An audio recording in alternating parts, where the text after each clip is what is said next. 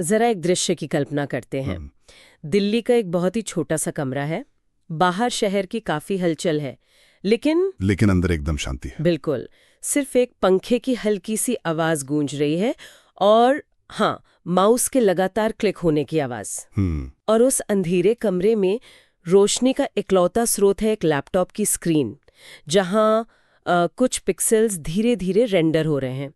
मतलब ये एक बेहद शांत और लगभग एकांत से भरा हुआ दृश्य है। सही कहा। और सबसे दिलचस्प बात यह है कि इसी अंधेरे कमरे से सिर्फ एक कीबोर्ड और माउस के दम पर यूके के फिल्म मेकर्स और ग्लोबल स्टार्टअप्स का काम हो रहा है। अरे वाह! तो चलिए इसे थोड़ा विस्तार से समझते हैं।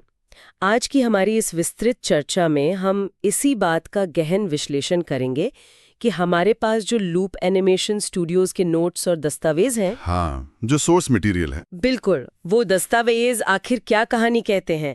हमें ये डिकोड करना है कि कैसे दिल्ली के एक कोने में शुरू हुआ एक फ्रीलांस एक्सपेरिमेंट आज ग्लोबल स्तर पर 3D एनिमेशन और VFX की दुनिया में इतनी मजबूत पहचान बना चुका है। ये चर्चा बहुत अहम है और मैं बताता हूँ क्यों। क्योंकि ये उस पुराने भ्रम को पूरी तरह से तोड़ती है कि विश्व स्तरीय गुणवत्ता हासिल करने के लिए बहुत भारी भरकम इंफ्रास्ट्रक्चर की जरूरत होती है। एकदम सही बात है, क्योंकि जब कोई इस तरह के शानदार एनिमेशन आउटपुट को देखता है तो दिमाग में सबसे पहले किसी बड़े कॉर्पोरेट ऑफिस की छवि बनती है। बिल्कुल, जहां सैकड़ों आर्टिस्ट काम कर रहे हों। लेकिन यहाँ दृश्य बिल्कुल अलग है। यहाँ सिर्फ एक इंसान और उसकी मशीन के बीच का संवाद है। और यही समझना बहुत दिलचस्प है कि कैसे सीमित संसाधनों के साथ भी इंडस्ट्री के स्थापित मानकों को चुनौती दी जा सकती है। और ये कहानी सिर्फ कुछ सॉफ्टवेयर्स या मशीनों की नहीं है, ये उस इंसान की जिद की है जिसने ये सब खड़ा किया। बिल्कुल। मतलब इस स्टूडियो के आज के स्वरूप को समझने के लिए हमें उस दौर में जाना होगा जब होम स्टूडियो जैसा कोई शब्द आम था ही नहीं। 2000 के दशक की शुरुआत की बात है ये। सही कहा, जब दिल्ली का एक युवा आर्टिस्ट विजुअल्स के साथ प्रयोग कर रहा था। दस्तावेजों के अनुसार 2009 में स्टूडियो के संस्थापक अंकित सोन BCA के तीसरे साल में पढ़ाई छोड़ देते हैं। यानी वो एक ड्रॉप आउट बन जाते हैं। एग्जैक्टली। पारंपरिक पढ़ाई की राह छोड़कर स्क्रीन पर अपनी दुनिया बनाने की एक अजीब सी जिद। और देखिए 2009 का समय 3D एनिमेशन के लिए आज जैसा बिल्कुल नहीं था। आज तो सब कुछ उंगलियों पर है। बिल्कुल, आज तो हर सॉफ्टवेयर के लिए हजारों ट्यूटोरियल्स और प्लगइन्स आसानी से उपलब्ध है। उस वक्त इस तरह की चीजों के लिए कोई स्पष्ट रोडमैप होता ही नहीं था। बिना किसी फॉर्मल ट्रेनिंग के और बिना हाई एंड हार्डवेयर की शुरुआत करना, मतलब वो एक बहुत बड़ा जोखिम था। यहीं पर ना मुझे थोड़ी उलझन होती है। कैसी उलझन? मतलब मैं समझ सकती हूँ कि कोई इंसान खुद से थोड़ी बहुत कोडिंग सीख ले या फिर ग्राफिक डिजाइनिंग कर ले, लेकिन 3D एनिमेशन, मॉडलिंग, टेक्सचरिंग और फाइनल कंपोजिटिंग, वो तो पूरी की पूरी एक CGI पाइपलाइन है। बिल्कुल, ये तो वैसा ही है जैसे कोई बिना किसी मैनुअल के पुर्जे जोड़ जोड़कर खुद के एक रेसिंग कार बना रहा हो। बिना किसी फॉर्मल ट्रेनिंग के कोई इतनी जटिल तकनीकी चीजें कैसे मास्टर कर सकता है? यहाँ जो सबसे रोचक बात है वो ये है कि स्वशिक्षा या सेल्फ लर्निंग असल में काम कैसे करती है। अच्छा, जब किसी को फॉर्मल ट्रेनिंग मिलती है तो उसे एक हैप्पी पाथ सिखाया जाता है। हैप्पी पाथ मतलब सब कुछ सही सही कैसे करना है। कि पहले ये बटन दबाओ, फिर वो बटन दबाओ और काम हो जाएगा। लेकिन जब कोई बिना किसी गाइड बुक के सीखता है तो उसे ट्रायल और एरर की एक बहुत लंबी प्रक्रिया से गुजरना पड़ता है। ओह, समझ गई। वो इंसान ये नहीं सीखता कि सॉफ्टवेयर कैसे काम करता है, वो ये सीखता है कि जब सॉफ्टवेयर क्रैश हो जाए या रेंडर खराब हो जाए तो उसे ठीक कैसे करना है। यानी समस्या सुलझाने की असली कला, जिसे हम प्रॉब्लम सॉल्विंग कहते हैं। बिल्कुल, और CGI में ये प्रॉब्लम सॉल्विंग ही सबसे बड़ी ताकत होती है। उदाहरण के लिए, जब कोई आर्टिस्ट खुद को कंपोजिटिंग सिखा रहा होता है, जो कि 3D मॉडल्स और असली फुटेज को मिलाने की प्रक्रिया है, तो वो सिर्फ 2 लेयर्स को जोड़ नहीं रहा होता। तो फिर वो क्या कर रहा होता है? उसे ये समझना पड़ता है कि पिक्सेल्स असल में रोशनी के साथ कैसे बर्ताव करते हैं। एक स्वशिक्षित आर्टिस्ट इस तकनीकी गहराई को किताबी ज्ञान से कहीं ज्यादा बेहतर तरीके से समझ पाता है, क्योंकि उसने हर गलती खुद की होती है और उसे खुद सुधारा होता है ना। एकदम सही। ये बहुत ही सटीक विश्लेषण है और शायद यही वो मजबूत नींव थी जिसने जनवरी 2017 में लूप एनिमेशन स्टूडियोज की आधिकारिक स्थापना का रास्ता तैयार किया। दस्तावेजों में स्टूडियो के डीएनए को बहुत ही स्पष्ट रूप से परिभाषित किया गया है। बिल्कुल, उसमें लिखा है कि छोटे स्तर से शुरू करो, अपना पूरा फोकस खुद पर रखो और टीम के आकार से कहीं ज्यादा अपने क्राफ्ट को महत्व दो। और इसी डीएनए ने उस अनूठे मॉडल को जन्म दिया है जिसे दस्तावेजों में हाइब्रिड पहचान कहा गया है। हाइब्रिड पहचान? हाँ, आज नई दिल्ली के हस्तसाल में स्थित ये स्टूडियो एक आधा बुटीक स्टूडियो है और आधा 1% पावर हाउस। सालों तक ये पूरी तरह से एक वन मैन ऑपरेशन की तरह चला है, जहां क्लाइंट से पहली बातचीत से लेकर फाइनल डिलीवरी तक सब कुछ अकेले मैनेज किया गया। लेकिन मैं यहाँ थोड़ा असहमत होना चाहूंगी। अच्छा। मैं मानती हूँ कि अकेले सब करने से क्राफ्ट पर आपकी पकड़ मजबूत होती है, लेकिन लेकिन क्या? एक इंसान दिन में सिर्फ 24 घंटे ही तो काम कर सकता है ना। अगर यूके से किसी बड़े क्लाइंट ने 10 दिन की सख्त डेडलाइन दे दी, तो एक वन मैन शो का पूरा सिस्टम तो क्रैश हो जाना चाहिए। ऐसा लग सकता है, हाँ। टीम बढ़ाने और स्केल करने की बात करती है, वहां अकेले काम करने से बड़े प्रोजेक्ट्स का विकास रुक नहीं जाता। अगर हम इसे थोड़ा व्यापक नजरिए से जोड़कर देखें तो पाएंगे कि ये मॉडल असल में काम की रफ्तार को बढ़ाता है, कम नहीं करता। वो कैसे? बड़े स्टूडियोज में एक बहुत बड़ी समस्या होती है जिसे इंडस्ट्री में अप्रूवल बॉटलनेक कहते हैं। Approval bottleneck. हाँ, मान लीजिए एक 3D शॉट बन रहा है। बड़े स्टूडियो में पहले मॉडलिंग डिपार्टमेंट मॉडल बनाएगा, फिर वो टेक्सचरिंग वालों के पास जाएगा, फिर लाइटिंग के पास। एक पूरी चेन होती है। बिल्कुल। अब अगर लाइटिंग वाले आर्टिस्ट को लगता है कि मॉडल की सतह पर रोशनी सही से नहीं पड़ रही है, तो वो फाइल वापस मॉडलिंग डिपार्टमेंट को भेज देगा। ओह, तो इस पूरी प्रक्रिया में तो हफ्तों लग जाते होंगे। एग्जैक्टली। लेकिन एक वन मैन पावर हाउस में ये कम्युनिकेशन का समय एकदम शून्य हो जाता है। अच्छा, क्योंकि जो इंसान लाइटिंग कर रहा है वही तो मॉडलिंग भी कर रहा है। सही पकड़ा आपने। अगर कुछ गलत है तो वो उसी सेकंडों से ठीक कर सकता है। इसलिए एक कुशल अकेला आर्टिस्ट कई बार पूरी टीम से ज्यादा तेजी से काम डिलीवर कर सकता है, क्योंकि उसे किसी और के अप्रूवल का इंतजार ही नहीं करना पड़ता। बिल्कुल। ओह, ये नजरिया तो मैंने सोचा ही नहीं था। मतलब समस्या काम की मात्रा में नहीं है, बल्कि विभागों के बीच तालमेल बिठाने में होती है। हाँ। और चूंकि यहाँ क्रिएटर और डिसीजन मेकर एक ही है, तो विजन में कोई मिलावट नहीं होती। बिल्कुल। और यही रचनात्मक आजादी उनके काम की गुणवत्ता को बहुत बढ़ा देती है। यहाँ फोकस इस बात पर नहीं होता कि कितने ज्यादा प्रोजेक्ट्स लिए जा सकते हैं। तो फोकस किस बात पर होता है? इस बात पर कि हर फ्रेम को कितनी बारीकी से तराशा जा सकता है। यार, यहाँ पे बहुत सच में बहुत दिलचस्प हो जाती है। हाँ, क्योंकि उनके YouTube चैनल पर लूप एनिमेशन स्टूडियोज की जो परिभाषा दी गई है ना, वो बहुत कुछ कहती है। उन्होंने लिखा है, loop animation studios is all about art and computer generated imagery. ये बहुत ही गहरा वाक्य है ना? इसका मतलब है कि उनके लिए CGI सिर्फ सॉफ्टवेयर का तकनीकी प्रदर्शन नहीं है, ये जज्बात हैं, ये कला है। सही कहा। इस इंडस्ट्री में अक्सर देखा गया है कि आर्टिस्ट तकनीकी परफेक्शन के पीछे बहुत भागने लगते हैं। हाँ, बिल्कुल।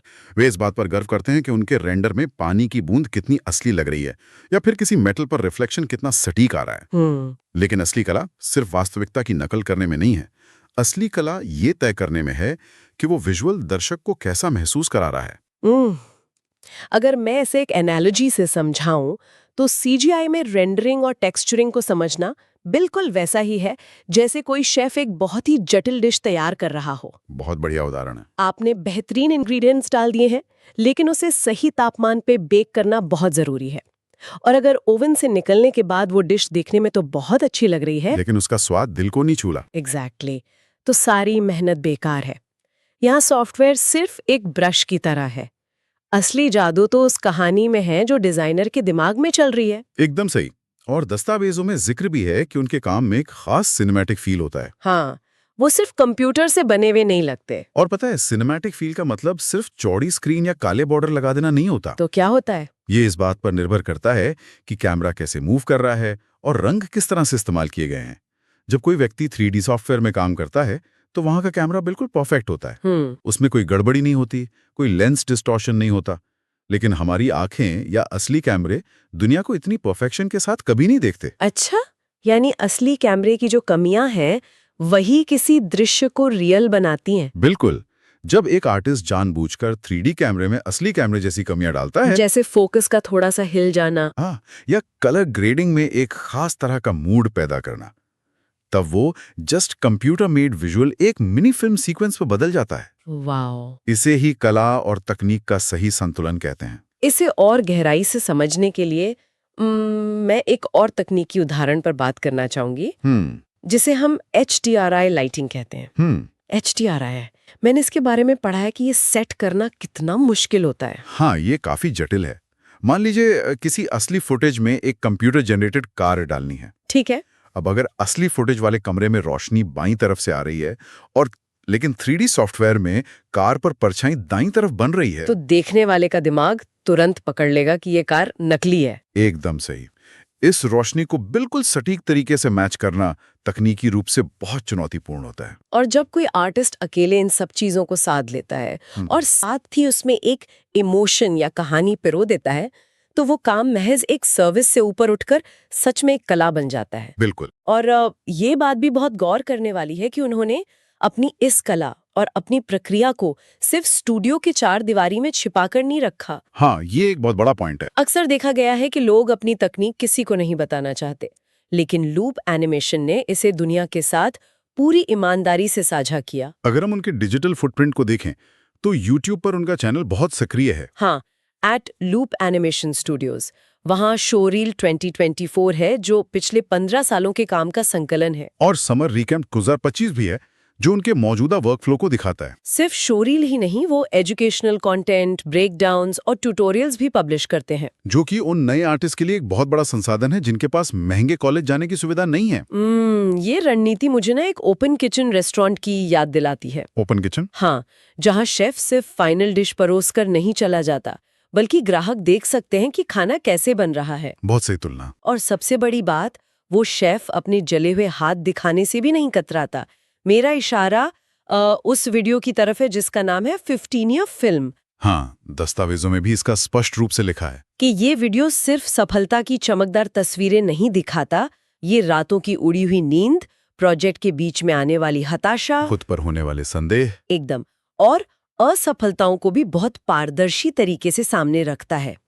लेकिन मेरे मन में यहाँ एक सवाल आता है। पूछिए। क्या अपनी कमियों और अपनी असफलताएं दुनिया को इस तरह से दिखाने से बड़े क्लाइंट्स डर नहीं जाते होंगे? यह एक बहुत ही जायज सवाल है, लेकिन ब्रांडिंग के मनोविज्ञान में अगर हम देखें तो इस तरह की पारदर्शिता एक बहुत शक्तिशाली टूल होती है। वो कैसे? जब कोई अपनी असफलताओं और संघर्षों को इस तरह से दुनिया के सामने रखता है तो वो एक परफेक्ट लेकिन नकली कॉर्पोरेट छवि को तोड़ रहा होता है। मतलब लोग परफेक्शन से ज्यादा सच्चाई से जुड़ते हैं। बिल्कुल। क्लाइंट सिर्फ एक सर्विस प्रोवाइडर नहीं ढूंढ रहे होते, वे ऐसे इंसान के साथ काम करना चाहते हैं जिस पर भरोसा किया जा सके। जब कोई क्रिएटर खुलकर दिखाता है कि वो एक मुश्किल प्रोजेक्ट के दौरान कितनी परेशानी से गुजरा, लेकिन फिर भी उसने हार नहीं मानी और बेहतरीन रिजल्ट दिया, तो इससे एक अलग तरह का भरोसा पैदा होता है। हाँ, ये सिर्फ मार्केटिंग नहीं है, ये कम्युनिटी बिल्डिंग है। ये स्टूडियो को एक जीवंत किरदार में बदल देता है। और इसके साथ ही लिंक्डइन पर लगातार प्रोजेक्ट अपडेट्स देना और बिहांस या पिंटरेस्ट पर अपना पोर्टफोलियो मेंटेन करना, ये पूरा डिजिटल इकोसिस्टम उनकी ब्रांड वैल्यू को बहुत बढ़ा देता है। तो आखिर इन सब का क्या मतलब निकलता है? इसका सीधा असर ये हुआ कि एक छोटे और लोकल सेटअप के बावजूद उन्हें ग्लोबल स्तर पर काम मिल रहा है। बिल्कुल। आज उनके क्लाइंट्स में यूके के फिल्म मेकर्स भी हैं और इंडिया के टेक स्टार्टअप्स भी। और इससे एक बहुत महत्वपूर्ण सवाल खड़ा होता है, बहुमुखी प्रतिभा या वर्सेटैलिटी के बारे में। हाँ, किसी भी फ्रीलांसर या वन मैन स्टूडियो के लिए सिर्फ एक ही तरह का काम करते रहना बहुत बड़ा खतरा हो सकता है। दस्तावेजों में इसके 2 बहुत ही शानदार और बिल्कुल विपरीत उदाहरण दिए गए हैं। हाँ, बताइए। एक तरफ वे भारतीय पौराणिक कथाओं पर आधारित एक बच्चों की किताब के लिए लॉन्च वीडियो बना रहे हैं, जहां जाहिर तौर पर कहानी, भावनाएं और एक खास तरह का आर्ट स्टाइल बहुत महत्वपूर्ण होगा। और दूसरी तरफ वे चेन्नई के एक ऑगमेंटेड रियलिटी या AR स्टार्टअप के लिए स्टाइलाइज्ड 3D हिंदी और अंग्रेजी फॉन्ट्स डिजाइन कर रहे हैं, वो भी स्पेशल कैरेक्टर्स और टेक्सचर के साथ। दोनों काम एक दूसरे से बिल्कुल अलग है। एग्जैक्टली। और यही वो बहुमुखी प्रतिभा है जो एक स्वशिक्षित आर्टिस्ट को दूसरों से अलग करती है। AR फॉन्ट्स का डिजाइन कोई सामान्य ग्राफिक डिजाइन नहीं होता है। उसमें क्या अलग होता है? और जब कोई फॉन्ट ऑगमेंटेड रियलिटी में देखा जाता है तो उसे असली दुनिया के वातावरण के साथ पूरी तरह से ब्लेंड होना पड़ता है। अच्छा। अगर कमरे में पीली रोशनी है तो उस 3D फॉन्ट पर भी पीली रोशनी का रिफ्लेक्शन आना चाहिए। ओह, तो उसके लिए तो टेक्सचर और 3D स्पेसिंग की बहुत गहरी समझ चाहिए होगी। बिल्कुल, ताकि वो हवा में तैरता हुआ कोई नकली स्टिकर ना लगे, बल्कि उसी असली दुनिया का हिस्सा लगे। और जरा सोचिए, वही इंसान उसी कंप्यूटर पे बैठकर पौराणिक कथाओं के लिए ऐसा वीडियो भी बना रहा है जिसे देखकर किसी बच्चे के मन में जिज्ञासा पैदा हो जाए। हाँ, ये साबित करता है कि वो सिर्फ एक सॉफ्टवेयर ऑपरेटर नहीं है, वो एक ही समय में एक डिजाइनर भी हैं, एक एनिमेटर भी हैं और एक स्टोरी टेलर भी हैं। और चाहे वो हाइपर रियलिस्टिक रेंडरिंग हो या फिर स्टाइलाइज्ड एनिमेशन, वे हर शैली में बहुत आसानी से डल जाते हैं, वो भी बिना क्वालिटी से समझौता किए। और ये शायद इसलिए संभव हो पाता है क्योंकि उन्होंने शुरुआत में छोटे बजट के VFX प्रोजेक्ट्स किए थे। बिल्कुल, जब संसाधन कम होते हैं तो इंसान जुगाड़ करना और चीजों को सबसे बेहतरीन तरीके से इस्तेमाल करना सीख ही जाता है। वही प्रॉब्लम सॉल्विंग की आदत जो आज उन्हें इतने जटिल और अलग-अलग तरह के प्रोजेक्ट्स को अकेले संभालने की ताकत देती है। सही कहा। सच में इस पूरी यात्रा का जो निचोड़ है ना, वो बहुत ही प्रेरणादायक है। अगर हम इस पूरे विस्तृत विश्लेषण को समेटें तो ये सिर्फ एक एनिमेशन स्टूडियो की कहानी नहीं है। बिल्कुल नहीं, ये कहानी उस साहस की जिसने पारंपरिक पढ़ाई का रास्ता छोड़कर एक अनजान दिशा में कदम रखा, बिना किसी गाइड बुक के फ्रेम दर फ्रेम खुद को तराशा। हाँ, एक ऐसा वन मैन स्टूडियो खड़ा किया जो इंडस्ट्री के बड़े बड़े सेटअप्स को टक्कर दे रहा है, और सबसे बढ़कर जिसने कभी भी तकनीक को अपनी कला पर हावी नहीं होने दिया। और सुनने वालों के लिए ये कहानी इस बात का सबसे बड़ा प्रमाण है कि आज के डिजिटल युग में भौगोलिक सीमाएं या किसी बड़े शहर का पिन कोड किसी की प्रतिभा को सीमित नहीं कर सकता। एकदम सही बात है। अगर इंसान के भीतर जिज्ञासा हो और एक अटूट फोकस हो तो एक सामान्य से लैपटॉप और इंटरनेट कनेक्शन के दम पर भी ग्लोबल स्तर की पहचान बनाई जा सकती है। बिल्कुल। और इस गहन चर्चा को खत्म करने से पहले एक ऐसा विचार छोड़ना लाजमी है जो इस पूरे विश्लेषण से निकलकर सामने आता है। बताइए। कोई भी इस बात पर विचार कर सकता है कि अगर पिछले 15 सालों की अपनी मेहनत से एक अकेला इंसान अपने लैपटॉप पर इतना बेहतरीन ग्लोबल काम कर सकता है, तो आगे क्या होने वाला है? ये सोचने वाली बात है। आज के दौर में जब आर्टिफिशियल इंटेलिजेंस और ढेरों नए तेज तकनीकी टूल्स किसी भी क्रिएटर की पहुंच में आ गए हैं, तो क्या भविष्य में ये वन मैन स्टूडियो ही पूरी इंडस्ट्री का नया नॉर्मल बन जाएगा? हो सकता है। क्या आने वाले समय में विशाल का एक कॉर्पोरेट स्टूडियोज का वो भारी भरकम ढांचा जहां सैकड़ों आर्टिस्ट सिर्फ एक ही प्रोजेक्ट पर काम करते हैं, वो धीरे धीरे खत्म हो जाएगा? ये एक बहुत ही गहरा सवाल है। शायद भविष्य की इस इंडस्ट्री में असली ताकत बड़े ऑफिसों में नहीं बल्कि उन छोटे कमरों में छिपी होगी जहां एक अकेला इंसान पूरी दुनिया गढ़ने की कल्पना कर रहा हो। एकदम सही। बस इसी विचार के साथ हम आज की इस विस्तृत चर्चा को यहीं विराम देते हैं।